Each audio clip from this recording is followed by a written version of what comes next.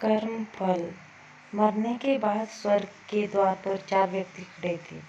इन 4 व्यक्तियों में पहला राजा था, दूसरा एक बिजनेसमैन था, तीसरा पंडित था और चौथा एक आम आदमी मजदूर था।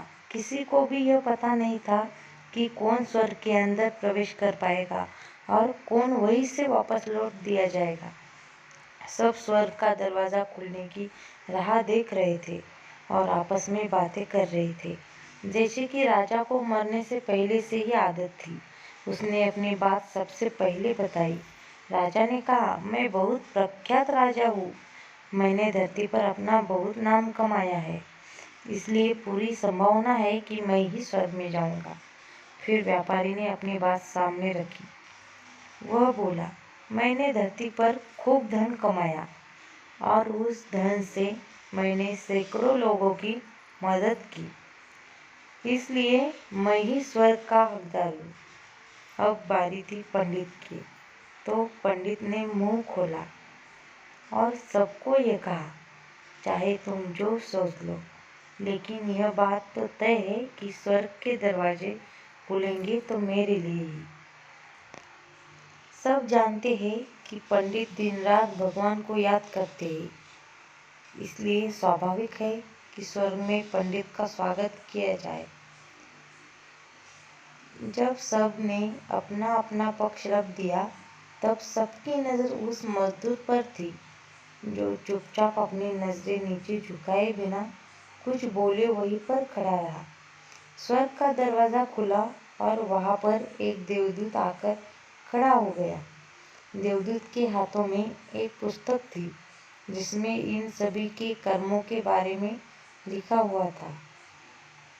देवदूत ने सबसे पहले राजा को अपने पास बुलाया और उसको पूछा, तुम बताओ, तुमने अपने जीवन में क्या क्या अच्छे कर्म किए हैं? मैं उन्हें इस पुस्तक में देखकर फैसला करूंगा कि तुम्हें अंदर आने देना है या नहीं। राजा ने कहा, मेरा राज्य जितना बड़ा था उतना ही समृद्ध था और मेरी राज्य के सभी लोग खुशहाल थे। सभी बड़े आनंद से रहते थे। मैंने उन्हें कभी भी किसी भी चीज़ की कमी नहीं होने दी। यही मेरे अच्छे कर्म हैं। देवदूत ने अपनी पुस्तक में देखा और देखने के बाद राजा से कहा, तुम सच बोलते हो, तुमने अपने राज्य की प्रजा को बहुत सुखी रखा था, लेकिन तुमने अपने राज्य की सीमा बढ़ाने के लिए जितने युद्ध किए थे, उन युद्ध की वजह से हजारों सैनिकों ने अपनी जान गंवा दी थी। उन हजारों सैनिकों के परिवार के दुख का कारण तुम बने थे, इसलिए तुम स्वर्ग में नहीं आ सकते। अब बारी थी व्यापारी की। व्यापारी से जब देवदूत ने पूछा कि तुम्हारे अच्छे कर्म क्या है, तब व्यापारी ने उससे कहा, मैंने सैकड़ों लोगों को खाना खिलाया है, कई आश्रमों में दान किया है, कई निराश्रित लोगों के लिए घर बनाकर दिया है। यह मेरे अच्छे कर्म हैं। देवदूत ने फिर से अपनी पुस्तक में ध्यान से देखा और देखने के बाद व्यापारी से कहा, तुम्हारा कहना भी ठीक है कि तुमने बहुत दान धर्म किया है, लेकिन यह दान धर्म तुमने जिन पैसों से किया है, उन पैसों को कमाने के लिए तुमने न जाने कितने झूठ बोले हैं, कितनी हेराफेरियाँ की है और कितनी मिलावटें की है, इसलिए तुम भी स्वर्ग में नहीं आ सकते। जब पंडित से यही सवाल किया गया तो पंडित ने बड़े ही आत्मविश्वास के साथ कहा, मैंने अगणित लोगों को ज्ञान दिया है, हजारों यज्ञ और पूजाएं की है और दिन रात भगवान का जाप किया है। इससे अच्छा कर्म और क्या ही हो सकते हैं। देवदूत ने अपनी पुस्तक के अंदर झांक कर देखा और पंडित से कहा, अपने जितने भी लोगों को जो भी ज्ञान दिया है, उन बातों पर खुद कभी अमल नहीं किया। आपने यज्ञ पूजा या भगवान का नाम निस्वार्थ भाव से कभी नहीं लिया, इसलिए आपका भी स्वर्ग में आना प्रतिबंधित है। मजदूर यह सब देखकर हैरान था।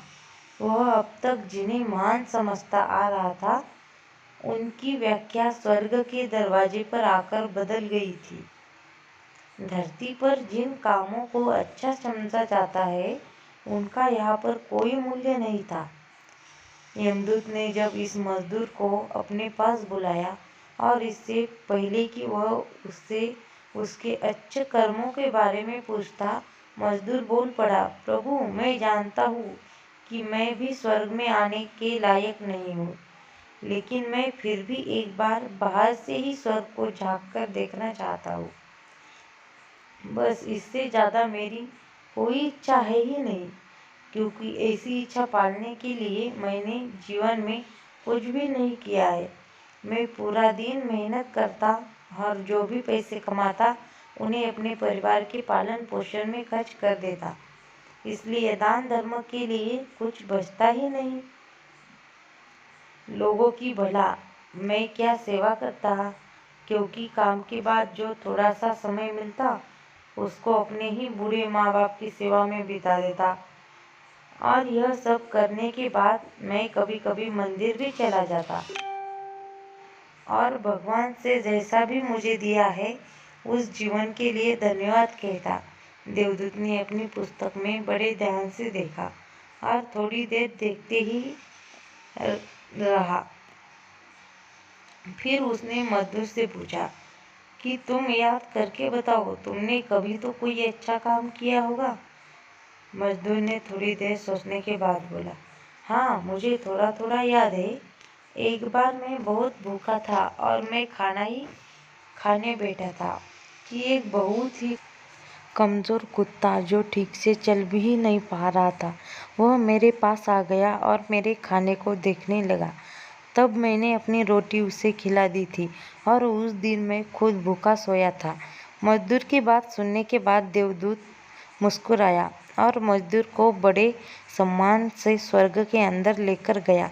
दोस्तों, अच्छे कर्म लोभ मोह माया इन सब भाव में आकर नहीं किए जाते हैं और ना ही उन्हें अच्छे कर्मों की श्रेणी में गिना जाता है। निस्वार्थ भाव से किया गया एक ही अच्छा कर्म भी आपके जीवन के सारे पाप धोने की शक्ति रखता है।